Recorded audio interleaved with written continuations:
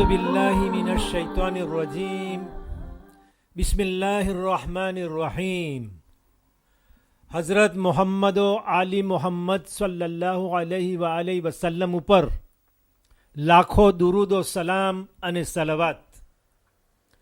અમારા ખોજા TV radio અને એરવેસના માન્ય શ્રોતાજનો, અસ્સલામુ અલૈકુમ વરહમતુલ્લાહી વબરકાતુહ.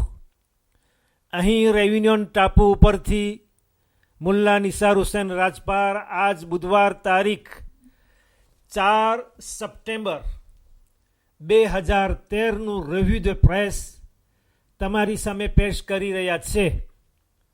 તમારો આભાર કે તમે ટાઈમસર હાજર રહી અમને સાંભળી રહ્યા છો. સૌ પ્રથમ આપણે અહીં રેયુનિયનના સ્થાનિક સમાચારોથી શરૂ કરીએ અને અહીંનું દૈનિક છાપું લે જોર્નાલ de l'île ઉઠાવીને તેમાંથી સમાચાર તારવીએ.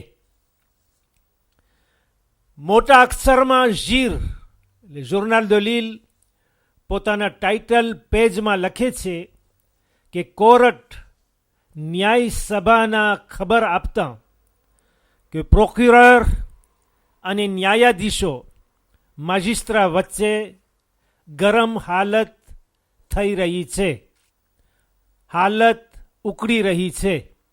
Ça chauffe entre le procureur et les magistrats. અંદરમાં પાજ 4માં એક બીજું ટાઇટલ અર્પણ કરે છે કે ન્યાયાધીશો માજિસ્ટ્રા કોર્ટના પ્રોક્યુરરના આપ ખુદી પાવરને જાહેર કરે છે. Des magistrats dénoncent l'autocratie du procureur. બાદમાં ઝીર જણાવે છે કે કોર્ટને લગતી આ હાલત અસામાન્ય એક્સેપ્શનલ સિચ્યુએશન છે. એક ખુલ્લી ક્રીઝ નવા પ્રોક્યુરર અને તેમની સાથે ન્યાય ખાતાના ન્યાયાધીશો જે કામ કરી રહ્યા છે તેના વચ્ચે જાગી છે. આ લોકોનું કહેવું છે કે તે આપ ખુદી પાવર ઓટોક્રાસી વાપરે છે અને કામને દુઃખ સહન કરવું પડે છે. તેમજ યોજના કામની ગોઠવણી પણ બરાબર નથી. વધુમાં ઝીર જણાવે છે કે 24 જૂનના તેમનો આવકાર કર્યા તે વખતથી લઈને જ આ દુઃખદાયક હાલત શરૂ થઈ ગઈ અને અંદરના વ્યવહાર ઠંડા પડતા ગયા. ન્યાયાધીશો માજિસ્ટ્રાનું કહેવું છે કે જ્યારે કે કામની અંદર શાંતિ ન હોય તો તેની અસર ઇન્સાનના શરીર અને મન ઉપર પડે છે.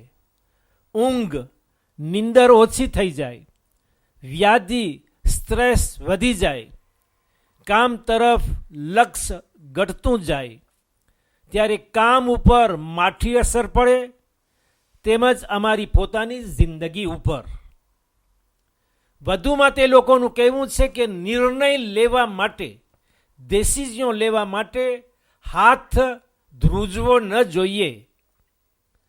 આવતા દિવસોમાં આ હાલત સુધરી જાય અને સિચ્યુએશન વધુ બગડે નહીં તે માટે જરૂર પગલાં લેવામાં આવશે. ઝીર પોતાના ટાઇટલ પેજમાં મોટા અક્ષરે અને અડધો પાના ઉપર જણાવે છે કે એક નિશાળિયાની માં સ્કૂલમાં ચાકુ લઈને દાખલ થઈ. આ સેમ્પલની એક કોલેજનો કિસ્સો છે. 2 છોકરીઓ 13 અને 14 વર્ષની, એક ક્લાસ 3ની અને બીજી 4માં હતી. એ બંને કોલેજની બહાર લડી રહી હતી. એકબીજીને ગાળું આપી, અપશબ્દો ઉચ્ચાર્યા, તમાચા લગાવ્યા. માવિત્રો સુધી આ વાત પહોંચી તો એક બચ્ચીની માં આવીને કોલેજમાં ચાકુ લઈને દાખલ થઈ ગઈ, પરંતુ જલ્દી તેના ઉપર કબજો કરવામાં આવ્યો અને રોકી દેવામાં આવી.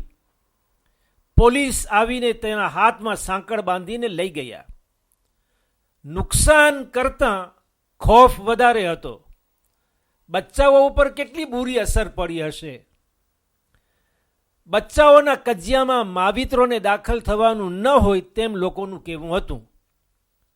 કોલેજ આ વિશે ફરિયાદ પોલીસમાં કરી છે. તેની કોર્ટ ચાલશે અને આ 2 બચ્ચીઓને હમણાં કોલેજમાં આવવાથી રોકી લેવામાં આવી છે. 5:13 ઝીર લખે છે કે આ સારા સમાચાર છે કે ગયા વર્ષે સેક્યુરિટી સોશિયલ તરફથી જાણ થઈ છે કે કામની અંદર અકસ્માતો એક્સિડન્ટ du travail ભલે 3% વધી ગયા હતા અને પણ બીમારીઓ અથવા એવા બીજા કારણોને લઈને કામમાં ગેરહાજર રહેવું arrêt du travail એટલે કે એક્સિડન્ટ du travail 3% વધ્યું અને arrêt du travail 16% કાંટો ઉતરી ગયો હતો.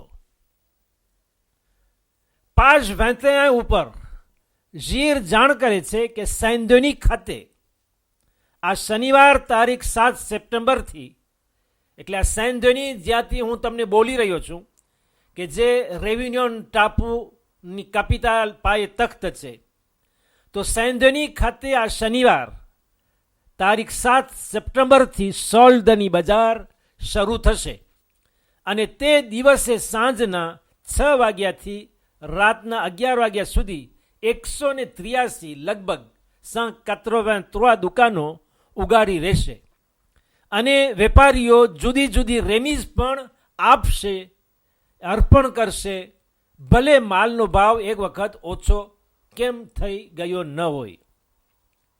આવું દર વર્ષે ફેબ્રુઆરી અને સપ્ટેમ્બર માસમાં વર્ષમાં 2 વખત થતું રહે છે.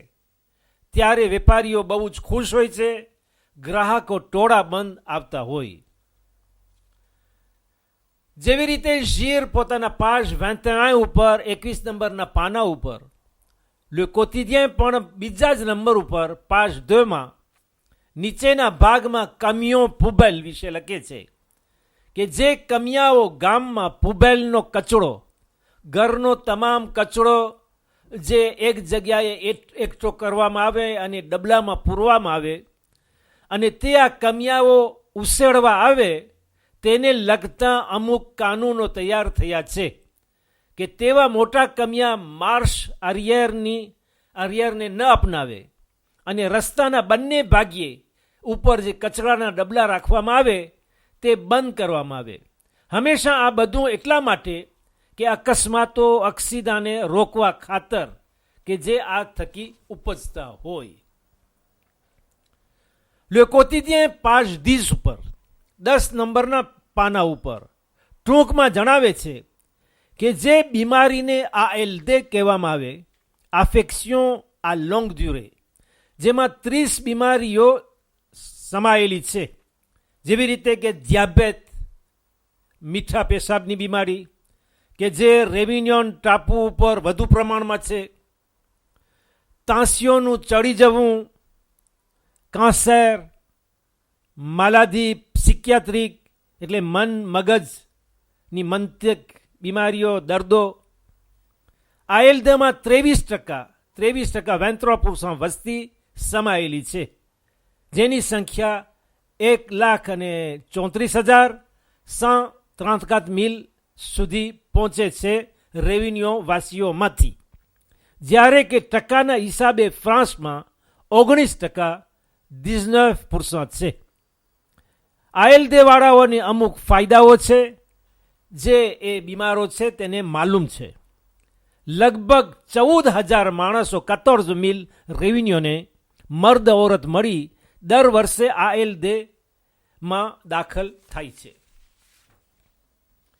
આખીરમાં page 11 Le Quotidien ટાંકે છે કે આશરે 27% એટલે 27,6% જવાનો રેવિન્યોન વાસીઓમાંથી જે 27% 27,6% રેવિન્યોને વાંચવાની તકલીફ છે, જ્યારે કે ફ્રાન્સમાં એ જ હિસાબે 10% લગભગ એટલે 9,9% સંખ્યા ઉપર ઉતરે છે કે ત્યાં એવા લોકોને વાંચતા આવડતું નથી, યા તો તેની મુશ્કેલીઓ અથવા તકલીફ છે.